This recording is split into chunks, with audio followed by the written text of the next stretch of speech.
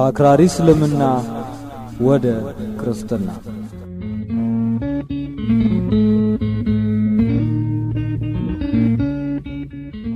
እውነተኛ ታሪክ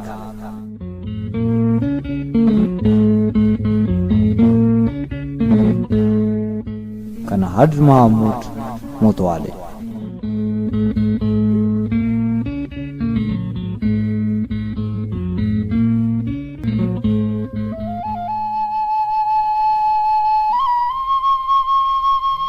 የእግዚአብሔር ድንቅ ሥራ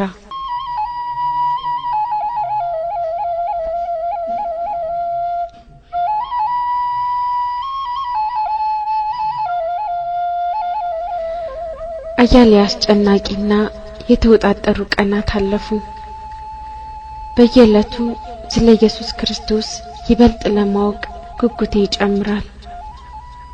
እርሱን የበለጠ ለማወቅና ክርስትናን ለመረዳት ፍላጎቴ ወሰን አልነበረውም። መጽሐፍ ቅዱስ ለማንበብ፣ ቅዳሴ ለማስቀደስ፣ ወደ ቤተ ክርስቲያን ለመሄድ ፈልጋለሁ።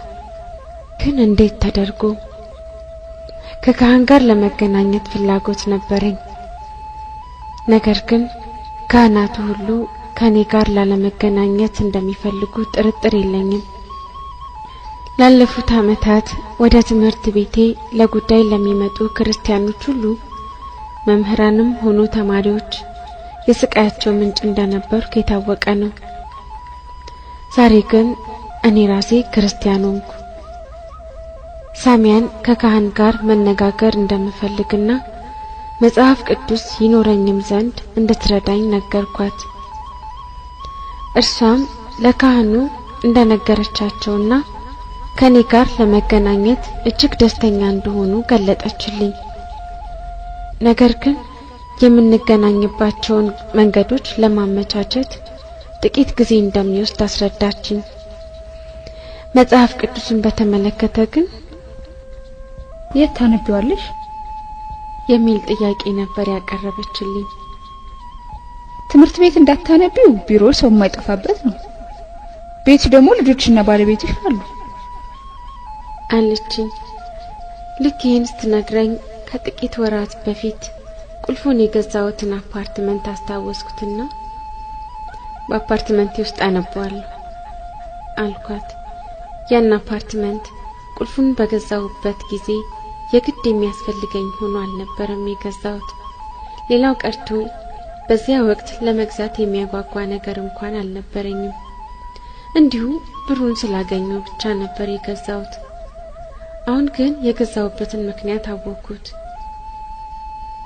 የፖሊስ ጀነራል የነበረው አባቴ በአባሲያ በሚገኘው የመኮንኖች ህንጻ ትልቅ አፓርትመንት ነበረው።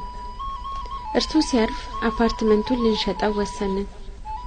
ከሽያጭ ገቢ ለኔ የደረሰኝ ውርስ 7000 ፓውንድ ያህል ነበር። ያን አፓርትመንት የገዛሁት በዚህ ብር ነው። በወቅቱ አፓርትመንቱን መግዛቴ ልጆች ያልደገፉትም ነበር። እኔ ግን የግድ ተጭኛቸው ነው የገዛሁት።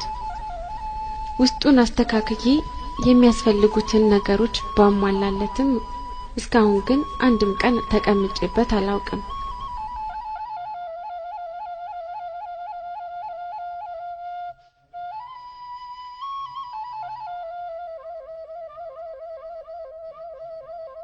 አንድ ቀን በሐሳብ ውስጥ ገብቼ ወደ ትምህርት ቤት ስጓዝ በመንገዱ ላይ ለሚተራመሱት መኪኖች ትኩረት አልሰጠሁም ነበር። መኪና ሊገጨኝ ለጥቂት ነው ያመለጥኩት። ብሩህ ዓይኖች፣ ሰላማዊና ረጋ ያለ ድምጽ፣ ጌታዬ ከኔ ጋር በራእይ ሲነጋገር ያየኋቸውና የሰማኋቸው ነገሮች ውስጤን እያስደመሙኝ ነበር የምጓዘው። ከሁሉም በላይ ደግሞ በሕይወቴ የምወጣው ተልእኮ እንዳለኝ እያሰብኩ ነበር። መኪናው ሊገጨኝ ሲል ሳላስበው በስመ አብ ወወልድ ወመንፈስ ቅዱስ አልኩኝ። በጣም የጮህኩ ስለመሰለኝ ማን ሰምቶኝ ይሆን ብዬ አካባቢዬን ቃኘሁት። ነገር ግን ማንም አልሰማኝም ነበር። እንዲህ ባለ ሁኔታ እየተንቀጠቀጥኩ ትምህርት ቤት ደረስኩ። የሆነውን ሁሉ ለሳሚያ ደጋግሜ ነገርኳት። ከዚያም ብዙዎቹ ክርስቲያኖች እንደሚያደርጉት በትምህርተ መስቀል አማተብኩ። እርሷም ይህንን ማን አስተማረሽ ስትል ተደንቃ ጠየቀችኝ። መኪናው ሊገጨን ሲል አንድ ሰው አስተማሪ አልኳት። እርሷም መልካም በስከ ፍጻሜው በሉ አለችኝና አሐዱ አምላክ አሜን ብላ ደመደመች። ቀጥላም የማማተብን ትርጉም ነገረችኝ። ከግንባራችን ወደ ደረታችን ስናማተብ እግዚአብሔር ከሰማይ ሰማያት ወርዶ ከድንግል ማርያም ተወለደ ማለታችን ነው። ከግራ ወደ ቀኝ ስናማተብ ደግሞ እኛን ከጨለማ ወደ ብርሃን መለሰን ማለታችን ነው አለችና አክል አድርጋ ስትሸበሪ መረጋጋት ሲሳንሽ ምን ጊዜም በጧት ስትነሺ እንዲሁም ወደ አልጋሽ ስታመሪ እግዚአብሔር በዚህ ቀን ያስተማርሽን አስታውሽ። እርሱ እንደመሻትሽ ይመልስልሻል። ነገር ግን ተጠንቀቂ፣ ይህንን ስታደርጊ ማንንም እንዳያይሽ አለችኝ። ምንኛ ደስተኛ ሆንኩ መሰላችሁ። የእግዚአብሔር ስራስ ምንኛ ድንቅ ነው።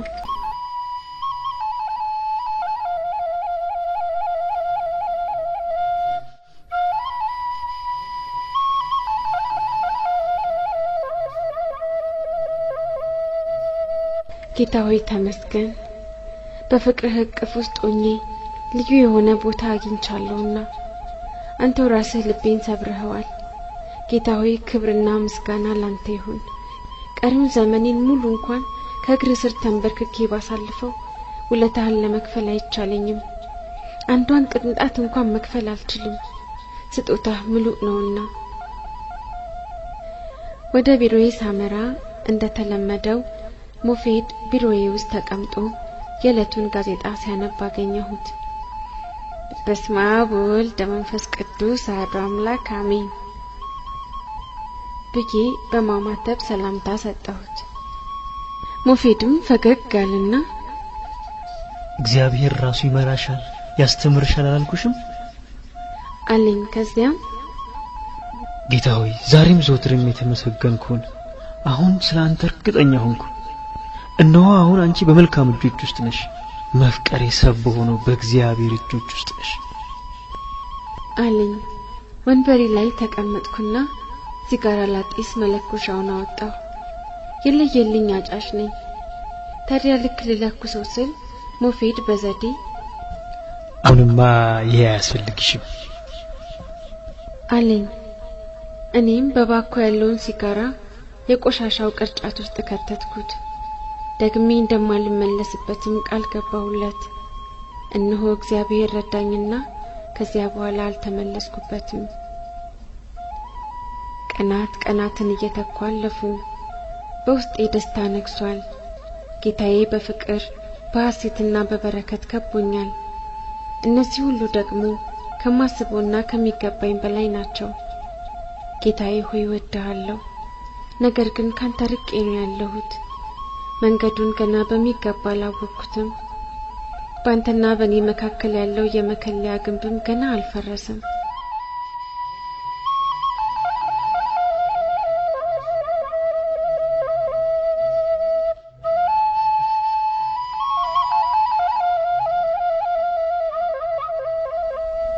ከፍተኛ የሆነ የደም ግፊት ነበረብኝ። አንዳንድ ጊዜ 200 በመቶ ይደርሳል። አንድ ቀን ታዲያ አልጋይ ላይ ተኝቼ በልቤ ከእግዚአብሔር ጋር እነጋገር ነበር። ያኔ እባክህ ከዚህ ህመም ገላግለኝ እያልኩ ለምነው ነበር። ወዲያውኑ አንድ ሰው ፊቴን የነካኝ ያህል ተሰማኝ። እኔም ፈጠን ብዬ መብራቱን አበራው። ነገር ግን ማንም በአካባቢው አልነበረም እና በዛ ሌሊት ገጥሞኝ የሚያውቅ ድብን ያለ እንቅልፍ ወስዶኝ አደረ። ሕይወቴን በሰላምና በርካታ የሚሞላ እግዚአብሔር የተመሰገነ ይሁን። አንድ ቀን ደግሞ በራእይ ራሴን ስጋጃ በተነጠፈበት ክፍል ውስጥ አገኘሁት። ከፊት ለፊቴ ውሃ የተሞላ ሰፊ ኩሬ ይታየኛል። የሚደንቀው የሌሊት ልብሴን ለብሼ ባዶ እግሬን ነበርኩ። የቤተ ክርስቲያን መሆን አለበት ብዬ አሰብኩ። ግን ደግሞ እንዴት ቤተ ክርስቲያን ውስጥ እንደዚህ ለብሼ ልገኝ እችላለሁ? ከዚህ ጊዜ በፊት ይህን የመሰለ ኩሬ አይቼ አላውቅም። በዚህ መካከል አንድ ሰው የክፍሉን በር ከፈተው። እኔም እርሱን ማየት ስለፈራው ልብሴን ሰብሰብ አድርጌ መሬት አይ ነበር። ያ ሰው እኔን ፊት ለፊት እያየ ሰውነቴን በዘይት መቀባት ጀመረ። እኔም በጸጥታ ቆሜያለሁ። አንዳች ተቃውሞ አልነበረኝም። ከዚያ ክፍል ወጥቶ ሲሄድ ተከተልኩትና ከ10 እስከ 12 የሚደርሱ ካህናት ተሰልፈው መዝሙር የሚዘምሩበት ቦታ ደረሰኝ። በእጃቸው ሻማ አብርተው ልረዳው ያልቻልኩትን ልዩ ዝማሬ ዘምራሉ። ወደፊት ሲሄድ ልክ በሰልፍ እንዳሉ ሆነው በረጅም ጎዳና ተከተሉኝ። መንገዱ ሲያልቅ 2 ደረጃዎችን ወጣንና ጠረጴዛ በሚመስል ነገር ዙሪያ መዞር ጀመርን። ከዚያም እንደገና በመጣንበት መንገድ ተመለስንና ከቤተ ክርስቲያን ወጣው። ስነቃ ያየኋቸውን ነገሮች ማስታወስ ጀመርኩ። ምን ማድረግ እንዳለብኝ አላወቅኩም። እንደዚህ አይነት ልብስ ለብሼ ቤተ ክርስቲያን ስገባ የመጀመሪያዬ ነው። የነዚያ ያየኋቸው ነገሮች የዚያስ የተቀባሁት ነገር ትርጉሙ ምንድነው? ከነቃው በኋላ ለብዙ ጊዜ ቅባቱ በአካሌ ላይ ያለ ያህል ይሰማኛል። ሳሚያን ለመጠየቅ እየበረርኩ ወደ ትምህርት ቤት ሄድኩ። ያየሁትን ስተርክላት አቋረጠችኝና ባድናቆት እያየችኝ በደስታ ተውጣ ወደ ኩሬ ውስጥ ገባሽ ስትል ጠየቀችኝ። እኔም አልገባሁም ግን ለምን ስል መለስኩላት። ይህ የመጠመቂያ ገንዳ ነው። እዚያ የምትገቢው ምስጢረ ጥምቀትን ለመፈጸም ብቻ ነው አለችኝ ሳሚያ። ቀጥላም ምስጢረ ጥምቀት ምን እንደሆነ ልታብራራልኝ ጀመረች። ጌታ ሆይ ባንተ ዘንድ እንዴት ያለ ቦታ አገኘሁኝ፣ መንገዴንም አሳየኸኝ። ሳሚያ ከካህኑ ጋር በጉዳዩ ላይ ተነጋግራ ቀጠሮ ልትይዝልኝ ቃል ገባች። እንደተለመደው በቢሮዬ የሚጠብቀኝን ሞፌድን ለማግኘት አመራው። አይት ታደረገኝና ፈገግ ብሎ በዚያ ረጋ ባለው ድምጹ እስቲ እንዲህ ደስተኛ ለምን እንደሆንሽ ፈጠን ብለሽ ንገሪ አለኝ። አጠገቡ ተቀመጥኩና የሆነውን ነገር ሁሉ ዘረዘርኩለት። እርሱም እግዚአብሔርን ያመሰግን ጀመር። ስጨርስ ፊቱን ቀና አድርጎ እኔን እያየ ጌታዬ ሆይ የተመሰገንኩን ትናንትናና ዛሬም ለዘላለም እንደማትለወጥ አውቃለሁ። ለዓለም ወለዓለም ወለትውልደ ትውልድ ክብርና ምስጋና ላንተ ይገባል።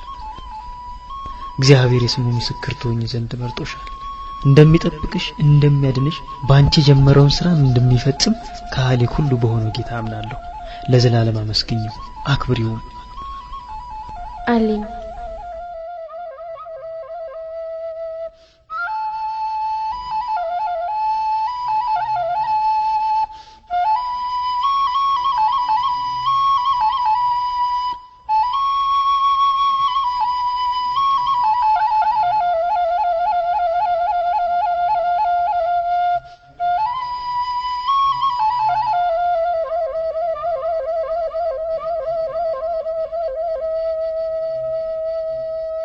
እንደተለመደው የደም ግፊት ምርመራዬን ለማድረግ በቀጠሮዬ ቀን ወደ ሐኪሜ ዘንድ ሄድኩ።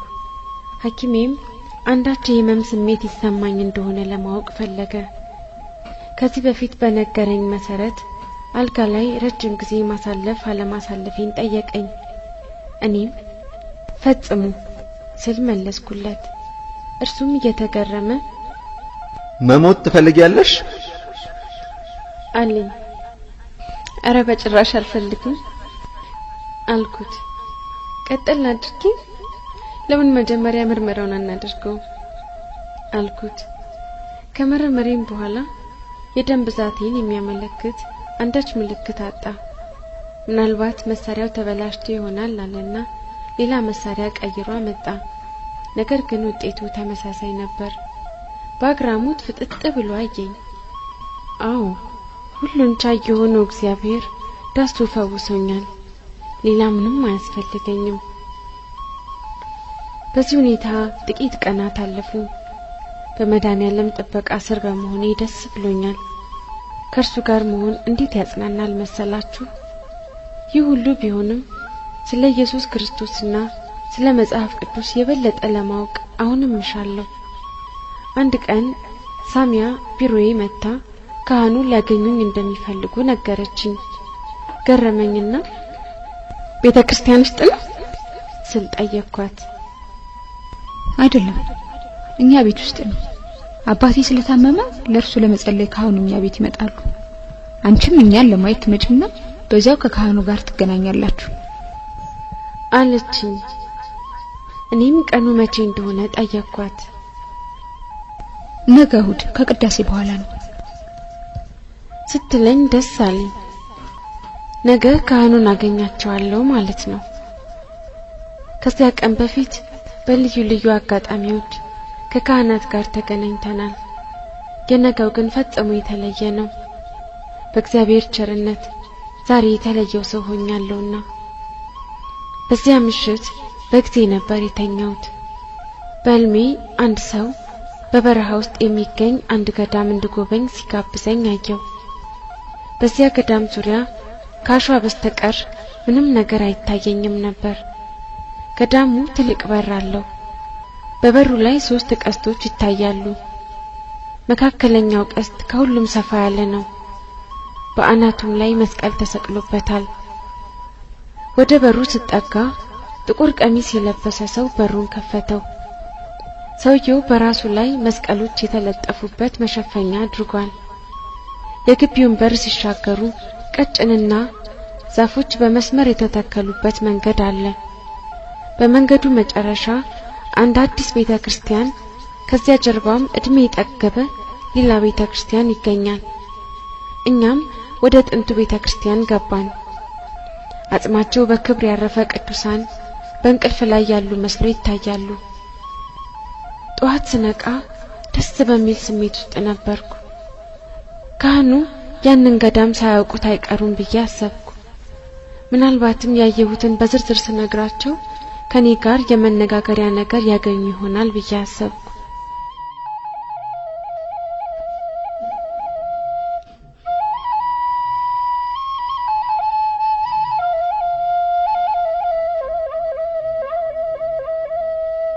ካህኑ ከሚመጡበት ሰዓት ትንሽ ቀደም ብለን ከሳሚያ ጋር ወደ እነሱ ቤት ሄድን። ካህኑ እንደመጡ ሰላምታ ከሰጠኋቸው በኋላ እጃቸውን ተሳለምኩት። ከዚያም ፊት ለፊታቸው ተቀምጬ ያየኋቸውን ነገሮች አንድ በአንድ መተረክ ቀጠልኩ። ኢየሱስ ክርስቶስን እንዴት እንዳየሁት ምን እንዳለኝ ስተርክላቸው ጥልቅ የሆነ ስሜት ውስጥ ነበርኩ። አነጋገሩን፣ ፍቅሩን፣ ርህራሄውን ተረኩላቸው። ነገሩ ሁሉ አሁን የማየው ያህል ነበር የሚሰማኝ። ካህኑ በጥሞና ያዳምጡኝ ነበር። በመጨረሻ ትላንት ያየሁትን ገዳም ዘርዝሬ ስጨርስ ይህ ገለጻ የኤልባራሞስ ገዳምን ይመስላል። ይህን ገዳም የምትጎበኝበትን መንገድ አመቻቻለሁ አሉ።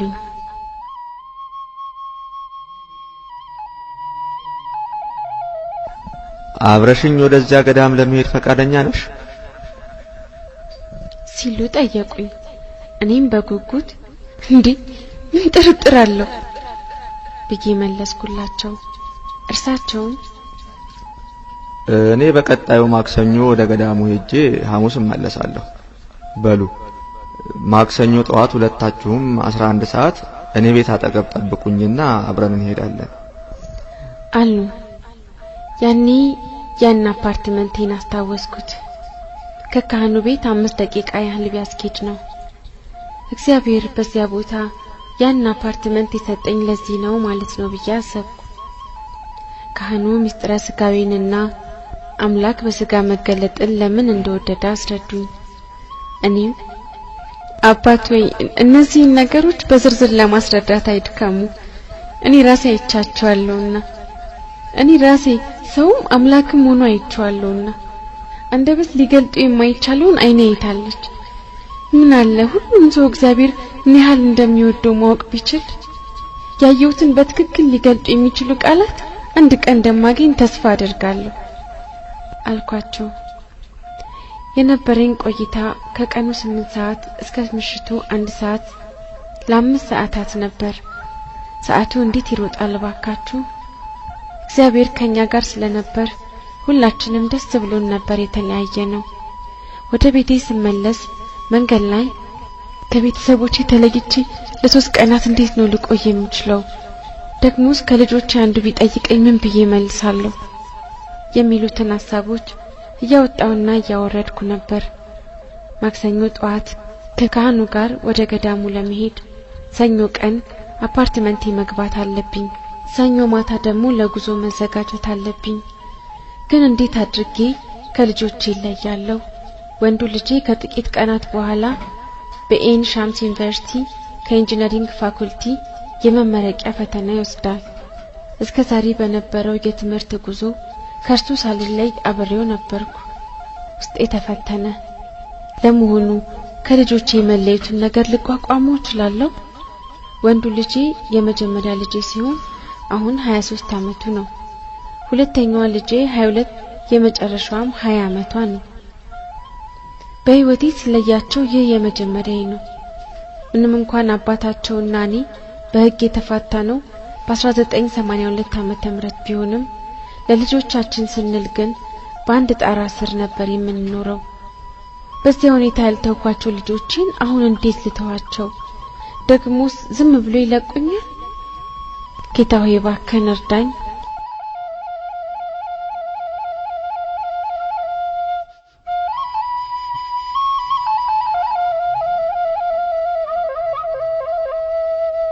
ለልጆቼ ነግሬያቸው ነገ ወደ አዲሱ አፓርታማ ይገባለሁ ብዬ ወሰንኩ።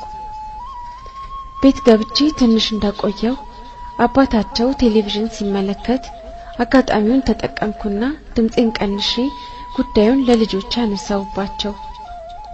በነገራችን ላይ ነገ ወደ አዲሱ አፓርትመንት ይዛወራለሁ አልኳቸውና ምላሻቸውን መጠባበቅ ጀመርኩ። የሚገርመው ግን ሁሉም ዝም አሉ። በጸጥታ እኔን ያዩኛል። ፈጠን አልኩና ይህን የማደርገው ለእናንተ ስለማላስብ አይደለም አልኳቸው። ከዚያም ወደ መኝታ ክፍሌ ገብቼ ዕቃዎቼን ማዘጋጀት ጀመርኩ። ይህ ሁኔታዬም በጉዳዩ ላይ ክርክር እንዳይከፈትና ለሚያነሷቸው ጥያቄዎች ምላሽ በመስጠት እንዳልደክም አደረገኝ። ደስ አለኝና አምላኬን አመሰገንኩት።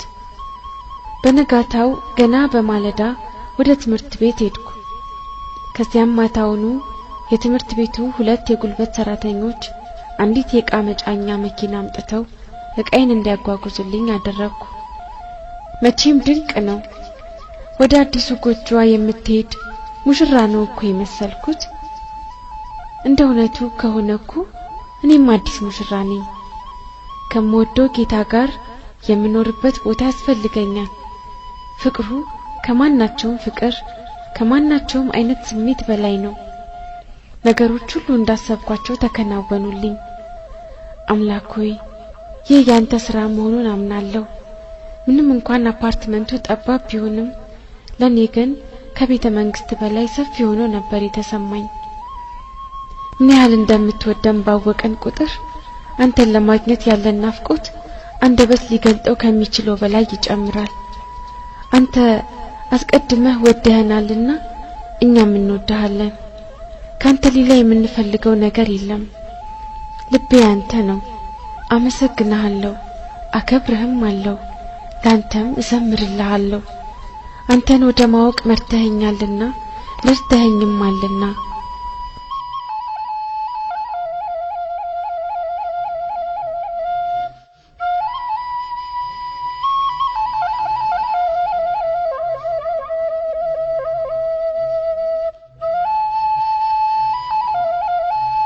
ሌሊቱን አፓርትመንቱን በማጽዳትና ቤቱን በማስተካከል አሳለፍኩት። ሊነጋ ሲያቅላላ ደግሞ ወደ ቀጠሮዬ ስፍራ መራው። ካህኑ እየጠበቁኝ ነበር። ሶስታችንም ተያይዘን በካይሮ እስክንድሪያ በረሃማ መንገድ ላይ መንዳት ጀመር።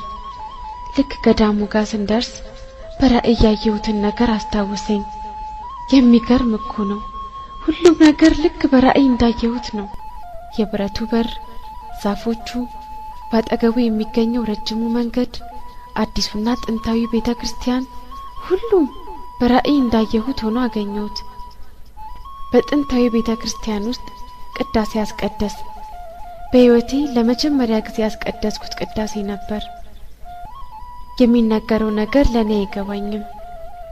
ነገር ግን ነፍሴ እየተረዳቸው ስትደሰት ይሰማኛል።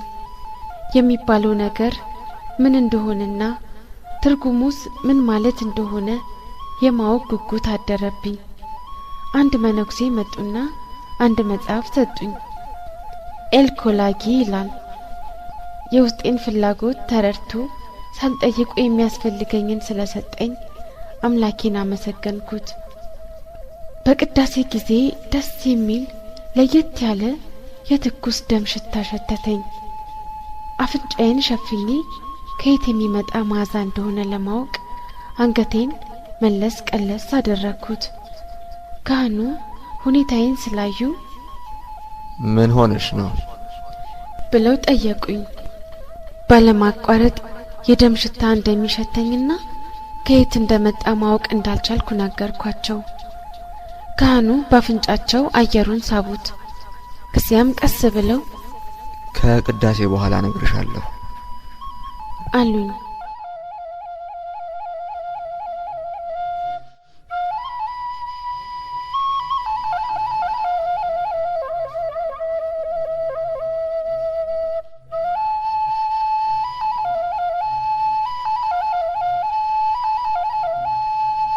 ቅዳሴው እንዳለቀ አስቀዳሾቹ ሁሉ ወደ ቀደሱት ካህን ሄደው የሆነ ነገር ከእጃቸው ሲቀበሉ አየው። የቀረሁት እኔ ብቻ ነበርኩ። አብረውኝ የመጡትን ካህን ሊገባኝ አልቻለም። ምን እያደረጉ ነው? እኔም እንደነሱ መቀበል እፈልጋለሁ ስል ጠየቅኳቸው። ካህኑ ሁሉንም ነገር በኋላ አስረዳሻለሁ። በቅዳሴ ጊዜ የጌታን ሞትና ትንሣኤ እያሰብን እናስቀድሳለን። ከዚያም ስጋውንና ደሙን እንቀበላለን። ህብስቱ ስጋው፣ ወይኑም ደሙ ነው። እግዚአብሔር ስለሚወድሽ የስሜት ዋሶችሽን በመጠቀም ይህንን እውነት እንድትረጁ አድርጓል ሲሉ አስረዱኝ። እኔም ቀጠል አድርጌ ይህ የእርሱ የከበረ ስጋውና የተቀደሰ ደሙ መሆኑን አምናለሁ አልኳቸው። እግዚአብሔር ሆይ ክብር ምስጋና ላንተ ይሁን። እኔም ከዚህ ቁርባን መሳተፍ ፈለኩና ካህኑን እንዳልጠመቅ የሚከለክለኝ ማን ነው አልኳቸው። እርሳቸው ቀላል ነገር እኮ አይደለም፣ ለተወሰነ ጊዜ መቆየት አለብሽ አሉኝ። እርግጥ ነው በትዕግስት መቆየት አለብኝ። ካህኑ መጽሐፍ ቅዱስና የጸሎት መጽሐፍ ሰጡኝና እንዴት መጸለይ እንዳለብኝ አስተማሩኝ። የቅዳሴ መጽሐፉንና ካሴቱን በቃሌ ለመያዝ ብዬ ገዛሁት። የገዳሙን ቆይታዬን ፈጽሜ ወደ ቤቴ ተመለስኩ። በእኔና በቤተ ክርስቲያን መካከል ለያይቶን የነበረው ግንብ ሲፈራርስ ተሰማኝ። የትምህርቱ ዓመት የሚያልቅበትም ጊዜ እየተዳረሰ ነበር። ለኔ ጥሩ አጋጣሚ ነው። አሁን በየቀኑ ቤተ ክርስቲያን መሄድ እችላለሁ ማለት ነው። ካህኑ ባስተማሩኝ መሰረትም በየጊዜው መጸለይና አዲስ ኪዳንን ማንበብ እችላለሁ ማለት ነው። የወንጌላት አጻጻፍ ቀላል፣ ያልተወሳሰበና ተከታታይ ነው። ለመረዳትም ብዙም አላስቸገረኝም። ከኔ በስተቀር ያስቀደሱት ሁሉ ከስጋው በሉ፣ ከደሙም ጠጡ። እኔ ብቻ ተነጥዬ ቀረሁ። ጌታ ሆይ እባክህን እንድጠመቅ እርዳኝ።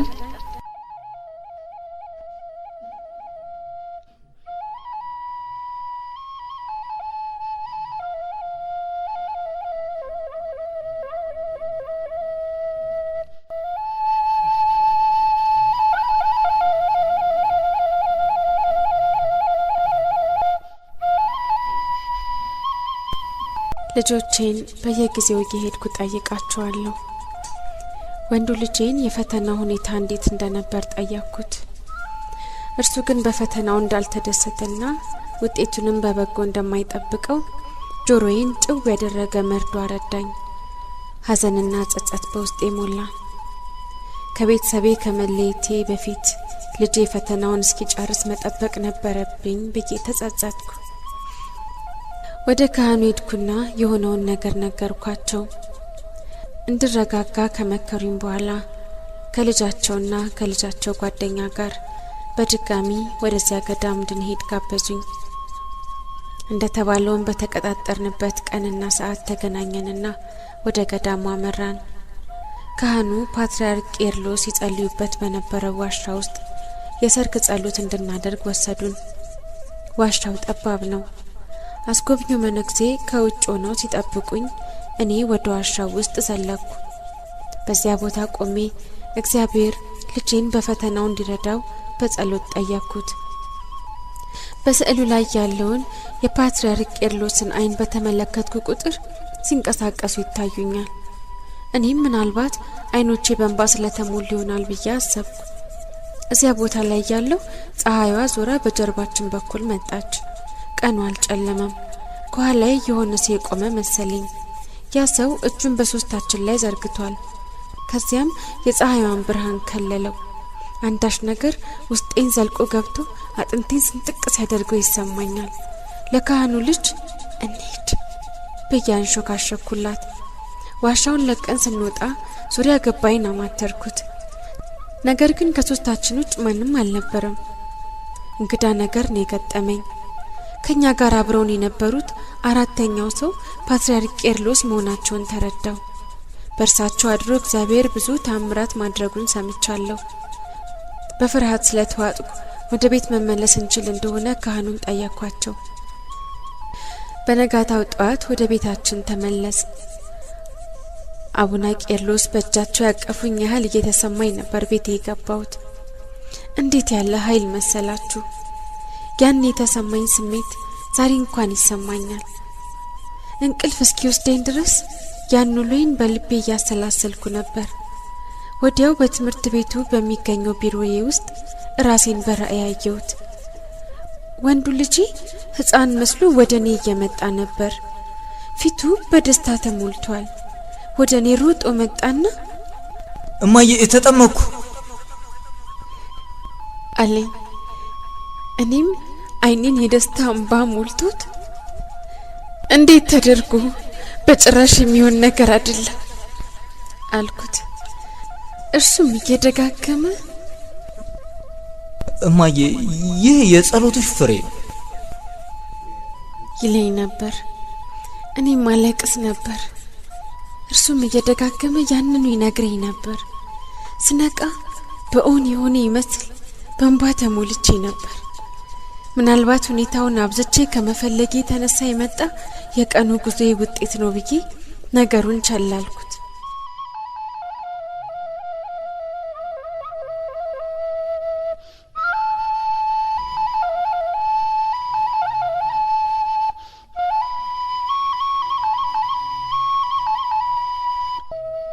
ካህኑን ያጠምቁኝ ዘንድ እየደጋገምኩ ጎተጎታቸው ነበር። እርሳቸው ግን ታገሽ የሚለው መልሳቸው አይለወጥም።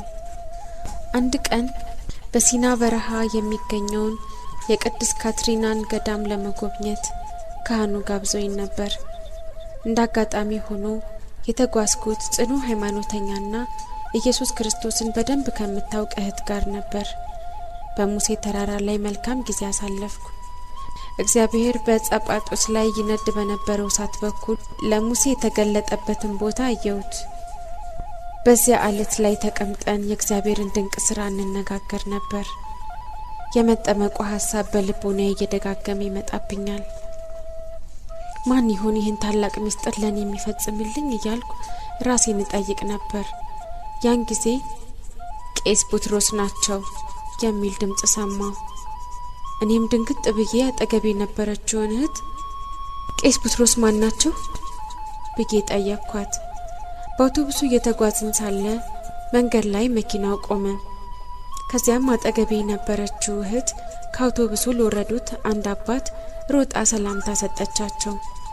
እኔም እርሷን ተከትዬ ሰላም አልኳቸው። ከዚያም ማን ናቸው ስል ጠየቅኳት። እርሷም አታውቂያቸውም እንዴ? ሰው ሁሉ እኮ ያውቃቸዋል አለችኝ። በኋላም ስለሳቸውና እግዚአብሔር በርሳቸው በኩል ስለሚሰራው ድንቅ ስራ በዝርዝር ነገረችኝ። እኒህ አባት ዘወትር ቅዳሜ የሚያካሂዱት ጉባኤ አላቸው። የእግዚአብሔር ፈቃድ ሆኖ ቤታቸው ለቤቴ ቅርብ ነበር።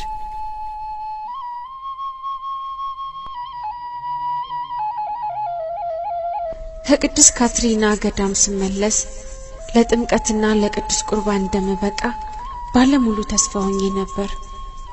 ጥምቀትን በተመለከተ የካህኑን ሐሳብ አሁንም ለማወቅ ፈለኩ። እናም እርሳቸውን ለማግኘት ወጣሁ። መንገድ ላይ ስለ እምነቴ ያወጣና ወርድ ነበር። አሁን በዚህ ሁኔታ በሞት እግዚአብሔር ክርስቲያን ናት ብሎ ይቀበለኛል እያልኩ ራሴን ጠይቅ ነበር። ከዚያም ጌታ ሆይ ለመጠመቅ ያለኝን ጉጉት ታውቃለህ፣ እስካሁን ግን ምንም አላደረኩም። አሁን የሚስጥረ ጥምቀትን ጥቅም ተረድቻለሁ። በሙሉ ልቤ እንደምፈልገውም ታውቃለህ።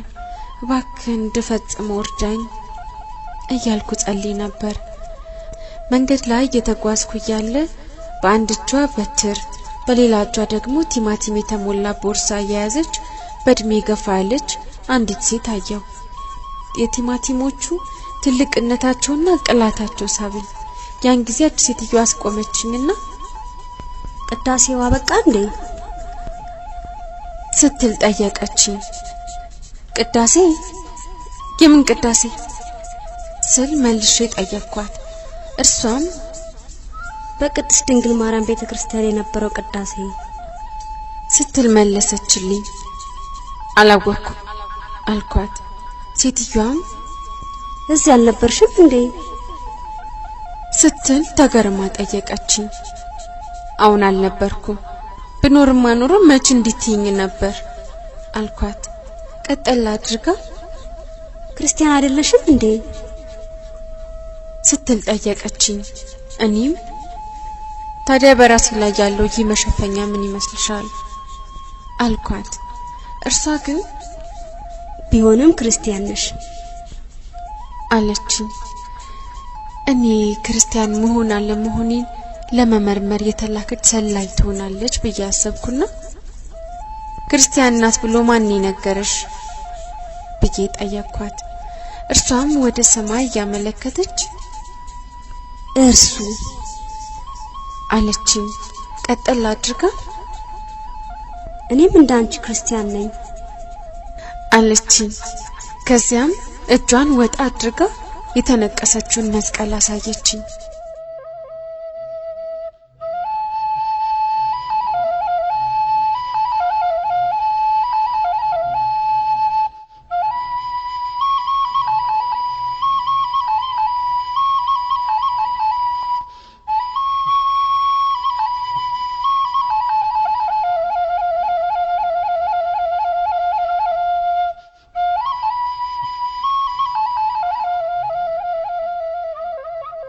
እንድታጽናናኝ የተላከች መሆኗን ሳረጋግጥ እፎይታ ተሰማኝ። ጌታ ሆይ የተመሰገንኩን አልኩና መራመድ ሲጀምር ያቺ ሴትዮ ስታለቅስ ሰማኋት። እኔም መለስ ብዬ ለምን እንደምታለቅስ ጠየቅኳት። ጊዜው ክፉ፣ ህይወትም አስቸጋሪ ነው። የሰዎች ልቦችም ጨካኞች ሆነዋል ስትል መለሰችልኝ። 2 ሳንቲሞች ሰጠኋትና ጉዞዬን ቀጠልኩ። ነገር ግን 1-2 እርምጃ ከተራመድኩ በኋላ ይህን የመሰለ መልካም ዜና ለነገረችኝ ሴት ተገቢ ነገር አላደረኩም ብዬ በመጸጸት በዛ ያለ ገንዘብ ለመስጠት ዞር ስል በአካባቢው አጣኋት። ሮጥ ብዬ መንገዱን ይዤ ልትሄድበት በመችለው አቅጣጫ ፈለኳት። ላገኛት ግን አልቻልኩም። ያን ጊዜ ታጽናናኝ ዘንድ ከእግዚአብሔር የተላከች መሆኗን አመንኩ። እግዚአብሔርም ሊገባኝ በሚችል መንገድ ጥያቄን መለሰልኝ። ወደ ካህኑ ቤት መንገዴን ተያዝኩት። ተጠምቄ አማናዊቱ ክርስቲያን መሆን እንዳለብኝ ራሴን አሳመንኩት። እቤት ገብቼ ከካህኑ ፊት ተቀምጬ አያጠምቁኝም ወይ ስል ጠየቅኳቸው። ይህንን ጉዳይ ደግመሽ እንዳትጠይቂኝ። ከመጠመቅሽ በፊት እኮ ቢያንስ 1 ዓመት መቆየት አለብሽ። ሲሉ መለሱልኝ። እኔም በልቤ ለመሆኑ እኚህ ካህን በቀጣዩ 1 ዓመት በሕይወት ልቆይ እንደምችል ዋስትና ሊሰጡኝ ይችላሉ? ሌላው ቀርቶ ለአንዲት ሰዓት እንኳን ዋስትና መስጠት ይቻላቸዋልን? ፈጽሞ። ስለዚህም ይህን ሚስጥር ልሳተፍ የምችልበትን ሌላ መንገድ መፈለግ አለብኝ ብዬ አሰብኩ።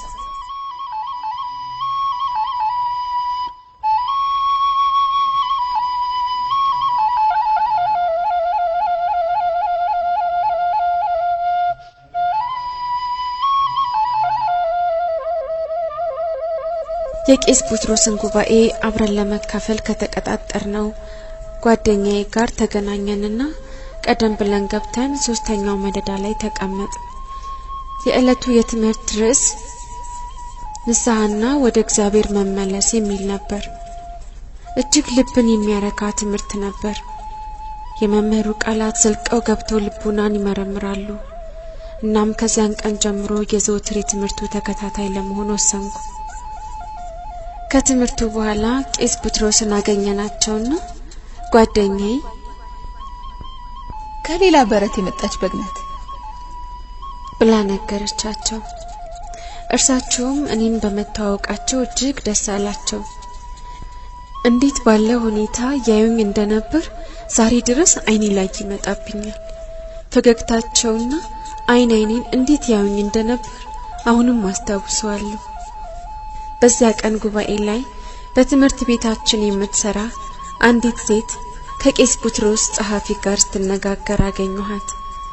የሚገርመው ነገር ግን የቄስ ቡትሮስ ጸሐፊ ላለፉት 5 ዓመታት በትምህርት ቤታችን ውስጥ ተማሪ ነበረች። በተለይ በአንድ ወቅት ለእርሷ መጥፎ ሰው ሆኜባት ነበር። ያኔ ታዲያ እንደዚያ የሆንኩባት ሌላ ጥፋት ተገኝቶባት አልነበረም። ክርስቲያን ስለሆነች ብቻ ነበር ችግሩ። እኔም በቤተ ክርስቲያኑ ስትሄድ በድንጋጤ ልትወርቅ ትንሽ ነበር የቀራት። በዚህ መልኩ እንገናኛለን ብላ መቼም አስባ አታውቅም። ይህ ካህሌ ሁሉ የሆነው የእርሱ በጎ ፈቃድ ነው። ከቄስ ቡትሮስ ጋር ለመገናኘት እንድችል ለቀጣዩ ረቡዕ ቀጠሮ ያዘችልኝ።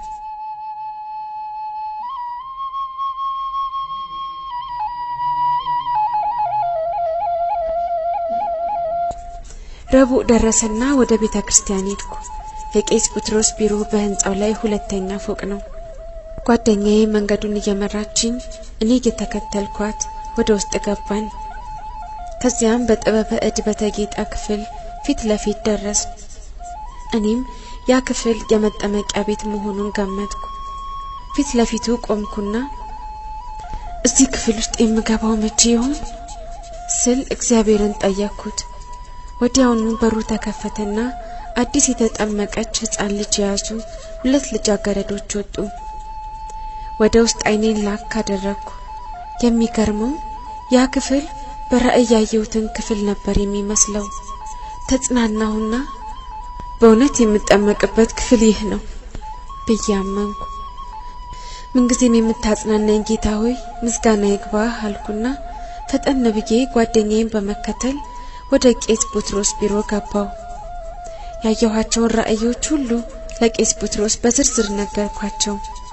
በእርጋታና በጥሞና ካዳመጡኝ በኋላ በሰኔ 1988 መጨረሻ በድጋሚ ወደ እሳቸው እንድመጣ ቀጠሮ ሰጡኝ።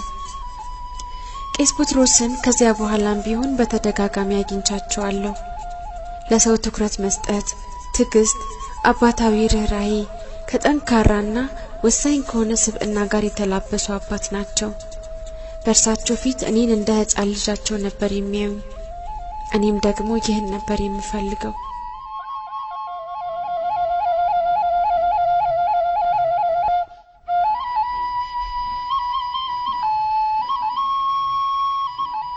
የበጋው የረፍት ወራት ተጠናቀቀ። መምህራኑ ሁሉ ለአዲሱ የትምህርት ዘመን ለመዘጋጀት ወደ ትምህርት ቤቱ መጡ። ጌታ ሆይ ወደ ስራዬ ስመለስ በቀድሞ ሁኔታዬ እንድመለስ እርዳኝ ስል ለመንኩት። ግን እንዴት? አሁን እኮ ፈጽሞ ተለውጫለሁ። ያ አስደንጋጩ ድምጽ የታል?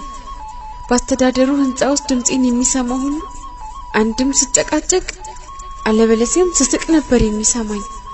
እንደተለከፈ ሰው ያለማቋረጥ ነበር የማጤሰው። በዚያ ማንነቴ አፈርኩ።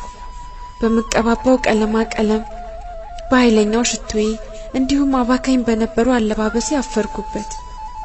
አሁን ቀለል ያለውንና ሰላማዊ የሆነውን አኗኗር መርጫለሁ። ከዚህ በፊት እንደነበርኩት ዛሬ መሆን አልችልም። በዙሪያዬ የሚገኝ ማንኛውም ሰው አጓኔን ተመልክቶ አንዳች ለውጥ እንዳለኝ መረዳት ይችላል። ሰው ሁሉ ምን እንዳደረገኝ ይገርመዋል። አሁን ሰውን ሁሉ እወዳለሁ። ያለ ልዩነት ሁሉንም ሰው አገለግላለሁ። ጌታ ሆይ ያንተን ስም የተሸከሙትን ሁሉ ያቀፍኳቸው ያህል ይሰማኛል። አሁን በፍቅር የተነሳ ልቤ ብሩህ ሆኗል። ባለፉት ዘመናት ያሳዘንኳቸውን ሁሉ አሁን ይቅርታ መጠየቅ አለብኝ። እስካሁን ድረስ በእያንዳንዱ ጉዞዬ ጠብቀኸኛል። አሁንም እርዳኝ እባክህ። ስራዬን መልቀቅ አሰብኩ። እንደ ጥንቱ መሆን አይቻለኝምና አሁን ሙሉ በሙሉ ያንተ ሆኛለሁ። በትምህርት ቤቱ ያሉ ክርስቲያኖች ሁሉ መለወጤ ገብቷቸዋል። ቤተክርስቲያን ውስጥ አይተውኛልና እርግጥ ለነሱ ሊደንቃቸው ይችል ይሆናል። ነገር ግን ለሰው የማይቻል ለእግዚአብሔር ይቻላል። አንድ ቀን ወንዱ ልጄ ሊጠይቀኝ ቢሮዬ መጣ። ፊቱ በደስታ በርቷል። ልክ ሲያኝ ወደኔ ሮጠና እማዬ አለፍኩኝ፣ ፈተናውን አልፌ ዲግሪዬን አገኘ እያለ ጮኸ። የምሰማውን ማመን አቃተኝና ፈተናው እንደከበደህና በደንብ እንዳልሰራህ ነበርኩ ይነገርከኝ አልኩት። እርሱም እጄን አገላብጦ እየሳመ ይህማ ያንቺ የጸሎትሽ ውጤት ነው አለኝ። ፊቱ ብሩህ ሆኖ ያየሁበትን ራእይ አስታወስኩና ሰውን ሁሉ የምትወድ ጌታ ሆይ ምስጋና ይግባ አልኩት።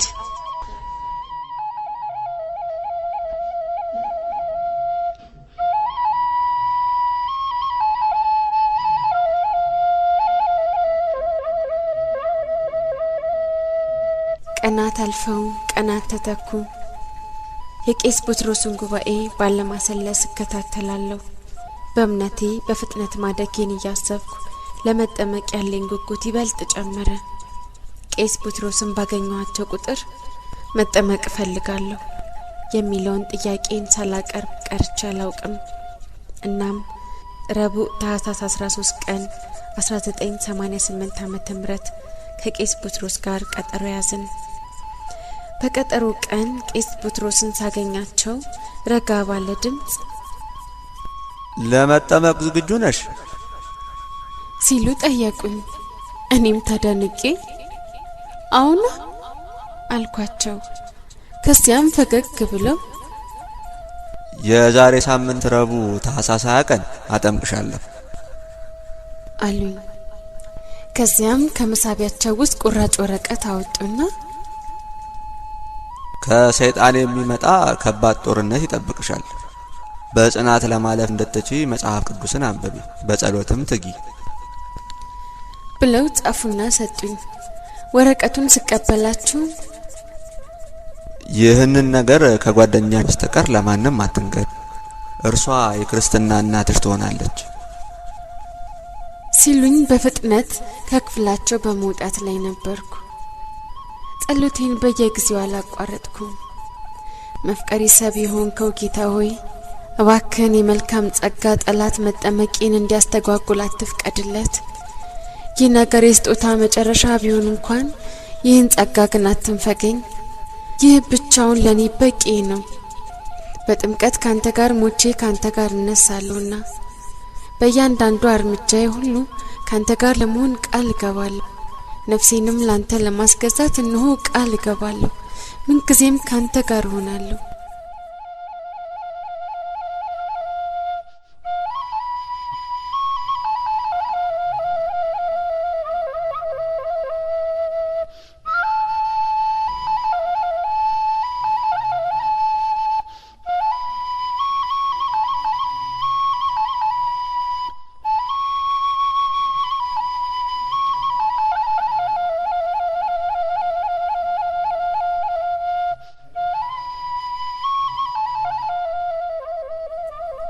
ታህሳስ 20 ቀን 1988 ዓመተ ምህረት እስኪደርስ ድረስ ቀናቱ ከወትሯቸው በባሰ ቀርፈፍ እያሉ ነበር የሚመሹና የሚነጉት።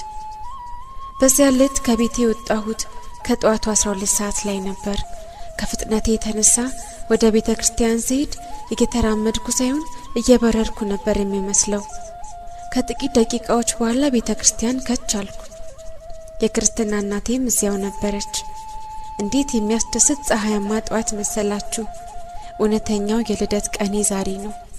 ወደ ፎቁ ወጣንና ቄስ ቡትሮስን በቢሮአቸው መጠበቅ ጀመር። በዙሪያዬ ያለው ነገር ሁሉ በደስታ ለመዘመር የተዘጋጀ ይመስላል። በደረጃዎቹ እየወጡ ሲመጡ የቄስ ቡትሮስ የጫማቸው ኮቴ ድምጽ ተሰማኝ። አሁን እርሳቸው ናቸው። ገጻቸው ያበራል። ያን ብሩህ ገጽ መቼም አልረሳውም። ሰላም አሉንና እጃችንን እየወዘወዙ ጨበጡን። በፍቅር በደግነት በስስት ነበር የሚያዩኝ። ተያይዘን ወደ ማጥመቂያው ቤት ሄድን። ሁላችንም ወደ ምዕራብ ዞርንና ጠላታችን ሰይጣንን ክደሃለን አልን። ከዚያም ወደ ምስራቅ ዞረን በኢየሱስ ክርስቶስ ስላለኝ እምነት ምስክርነት ሰጠው። እኔ የዘወትር ልብሴን እስከማውልቅ ድረስ ቄስ ቡትሮስ ውጭ ወጥተው ጠበቁን።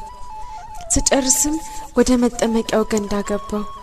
የመጠመቂያው ውሃ ሰውነቴን ሲነካው ልዩና ደስ የሚል ስሜት ተሰማኝ። ይህን ስሜት በበቂ ሁኔታ ልገልጸው አልችልም። እንዲህ ያለ የደስታ ስሜት ከዚያ በፊት ተሰምቶኝ አያውቅም። ወደፊት ግን በሚገባ ለመግለጽ እንደምችል ተስፋ አደርጋለሁ። የኤሌክትሪክ ኃይል በሰውነቴ ውስጥ ያለፈ ነው የመሰለኝ። አሁን የሚሰማኝን ደስ የሚልና ሰላማዊ ስሜት ያን ጊዜ በራእይ በጌታዬ እግር ስር ተንበርክኬ ካልሆነ በቀር ሌላ ጊዜ አግኝቼው አላውቅም። መቼም ይህንን ስሜት እንዳያስኩት ለረጅም ጊዜ መኖር እንደምችል ተስፋ አደርጋለሁ። ያዘጋጀሁት የክርስትና ስም እንዳለ ብለው ቄስ ቡትሮስ ጠየቁኝ። የለኝም፣ እባክዎን እርሶ ይምረጡልኝ አልኳቸው። እርሳቸውም እግዚአብሔር ይመርጥልሻል አሉኝ። ከዚያም ትንሽ ቆዩና ፌበን ቢሆንስ አሉኝ። ይሁን ብዬ ተስማማው። እጃቸውን በራሴ ላይ ጫኑና ፌበን ሆይ በአብ ስም አጠምቅሻለሁ ብለው አናቴን ጫን ሲሉኝ ወደ ውሃ ውስጥ ገባው። አይኖቼን ከፈትኳቸው። በአንድ የመስታወት ኳስ ውስጥ ተቀምጦ ደስ የሚሉ ድምጾችን የመስማት ያህል ነው። የማየው ነገር ሁሉ የሚማርክ ነው። ተመልሼ ወጣሁ። ከዚያም በረጅሙ ተነፈስኩ። ቄስ ቡትሮስም በወልድ ስም አጠምቅሻለሁ ብለው አናቴን እንደገና ጫን አደረጉት። ከዚያም በድጋሚ ወደ ውሃ ውስጥ ገባሁ። ተመሳሳይ ርዕይ አየሁ። ተመሳሳይ ድምጽም ሰማሁ። ለረጅም ጊዜ ያህል በውሃ ውስጥ ለመቆየት ከራሴ ጋር ታገልኩ። ከዚያም ተመልሼ ወጣሁ። በመጥመቂያው ገንዳ ውስጥ ረጅም ሰዓት ለመቆየት ስለፈለኩ በረጅሙ አየር ሳብኩ። ቄስ ቡትሮስም በመንፈስ ቅዱስ ስም አጠምቅሻለሁ ብለው ራሴን ጫን ሲያደርጉኝ ለሶስተኛ ጊዜ ገባሁ። ያን የሚያስደንቅ ራእይ ማየት፣ ያንንም የሚያስደምም ድምጽ ለረጅም ጊዜ ያህል መስማት ተመኘሁ።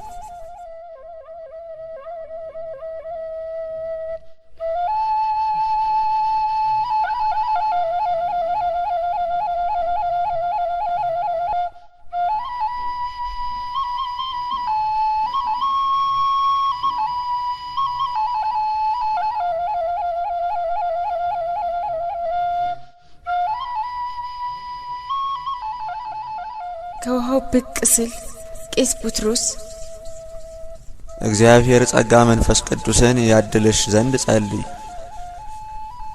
አሉኝ። እኔም በዚያው የመጠመቂያ ገንዳ ውስጥ እንደቆምኩ መፍቀሪ ሰብ የሆንከው ሩህሩህና ደጉ እግዚአብሔር ሆይ ለክቡራን ሐዋርያትህ እንዳደልካቸው ሁሉ ለኔም ጸጋ መንፈስ ቅዱስን እባክህ አድለኝ ብዬ ጸለይኩ። ወዲያውም የእግዚአብሔር እጅ ነካኝ አልተሰማኝ። ጌታ ሆይ ራሴን መስዋዕት አድርጌ አቀርብልሃለሁ። የኔ የሆነ ሁሉ ያንተ ነው። ሕይወቴን ላንተ ለማስረከብ ቃል እገባልሃለሁ። እነሆ አሁን ሕይወቴ እና በምድር ላይ የምቆይባቸው እያንዳንዶቹን ቀናት ላንተ መባ አድርጌ ሰጥቻለሁ። እኔ ያንተ ካልሆንኩ ሁሉስ ምን ይበጁኛል? ቄስ ጴጥሮስ ፊቴንና መዳፎቼን ሜሮን ቀቡኝ።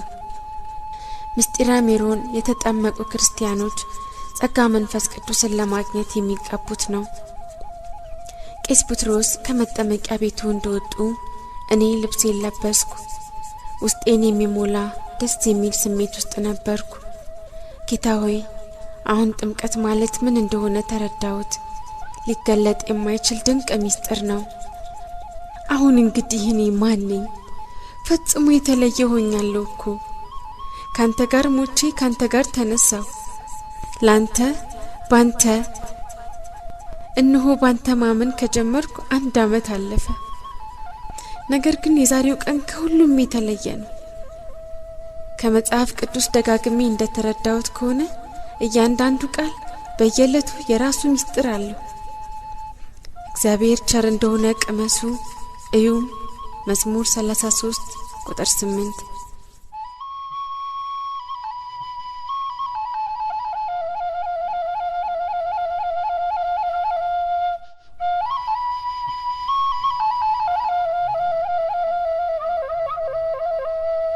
ከውሃው ብቅ ስል ቄስ ጴጥሮስ እግዚአብሔር ጸጋ መንፈስ ቅዱስን ያድልሽ ዘንድ ጸልይ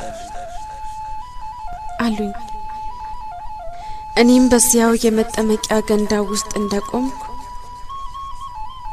መፍቀሪ ሰብ የሆንከው ሩህሩህና ደጉ እግዚአብሔር ሆይ ለክቡራን ሐዋርያትህ እንዳደልካቸው ሁሉ ለኔም ጸጋ መንፈስ ቅዱስን እባክህ አድለኝ ብዬ ጸለይኩ። ወዲያውም የእግዚአብሔር እጅ ነካኝ አልተሰማኝ። ጌታ ሆይ ራሴን መስዋዕት አድርጌ አቀርብልሃለሁ። የኔ የሆነ ሁሉ ያንተ ነው። ሕይወቴን ላንተ ለማስረከብ ቃል እገባልሃለሁ። እነሆ አሁን ሕይወቴ እና በምድር ላይ የምቆይባቸው እያንዳንዶቹን ቀናት ላንተ መባ አድርጌ ሰጥቻለሁ። እኔ ያንተ ካልሆንኩ ሁሉስ ምን ይበጁኛል? ቄስ ጴጥሮስ ፊቴንና መዳፎቼን ሜሮን ቀቡኝ። ምስጢረ ሜሮን የተጠመቁ ክርስቲያኖች ጸጋ መንፈስ ቅዱስን ለማግኘት የሚቀቡት ነው። ቄስ ጴጥሮስ ከመጠመቂያ ቤቱ እንደወጡ እኔ ልብሴን ለበስኩ። ውስጤን የሚሞላ ደስ የሚል ስሜት ውስጥ ነበርኩ። ጌታ ሆይ አሁን ጥምቀት ማለት ምን እንደሆነ ተረዳሁት። ሊገለጥ የማይችል ድንቅ ምስጢር ነው።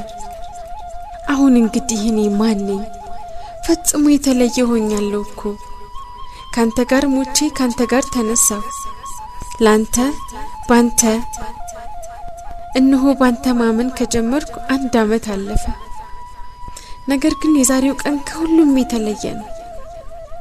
ከመጽሐፍ ቅዱስ ደጋግሜ እንደተረዳሁት ከሆነ እያንዳንዱ ቃል በየዕለቱ የራሱ ምስጢር አለው። እግዚአብሔር ቸር እንደሆነ ቅመሱ እዩ። መዝሙር 33 ቁጥር 8። እነሆ እግዚአብሔር ሲናገረኝ ተሰማኝ። አሁን ድምጽሽን ከፍ አድርገሽ መናገር ትችያለሽ አለኝ። እንዴት ያለ ፈቃድ ነው! አስረውኝ የነበሩ ሰንሰለቶች ሁሉ ሲበጣጠሱ ተሰማኝ። አሁን ሙስሊሞች ቢገሉኝ እንኳን ምንም አይመስለኝም። አሁን ካንተ ጋር ነኝና ከዚህ ሌላ ምንም አልፈልግም። ስላንተ መሰክራለሁ። ፈጽሞ መናገር አላቆምም። እናገራለሁ እናገራለሁ እናገራለሁ። የትም ቦታ መቼም ቢሆን በማናቸውም አጋጣሚ መሰክራለሁ።